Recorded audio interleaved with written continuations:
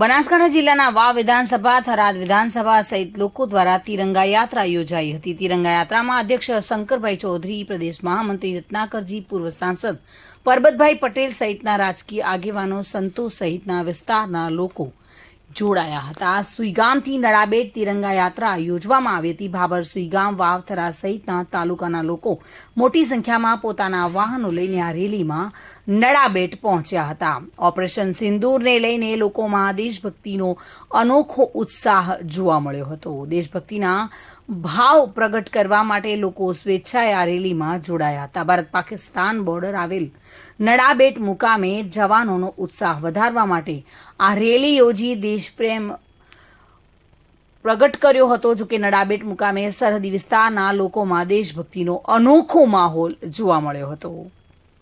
પહેલગામમાં નિર્દોષ પ્રવાસીઓ અને બહેનોના સિંદૂર મૂછવાનું કામ નરાધમ ત્રાસવાદીઓએ અને પાકિસ્તાનીઓએ કર્યું તો માતાના સેથાના સિંદૂરની શું કિંમત હોય છે એ ભારતના સૈન્ય અને દેશના પ્રધાનમંત્રી મોદી સાહેબના નેતૃત્વમાં આપણા સૈનિકોએ, આપણા લશ્કરે, આપણી સેનાએ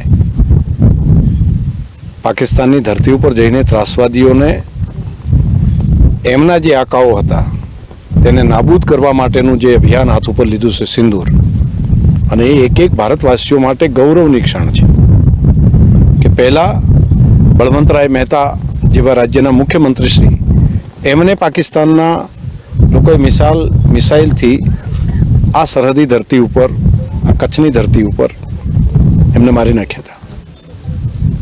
તો પણ આવી કોઈ સર્જિકલ સ્ટ્રાઇક કે એર સ્ટ્રાઇક કે પછી સિંદૂર જેવું ઓપરેશન તે વખતે નહોતું કરી શકાયું।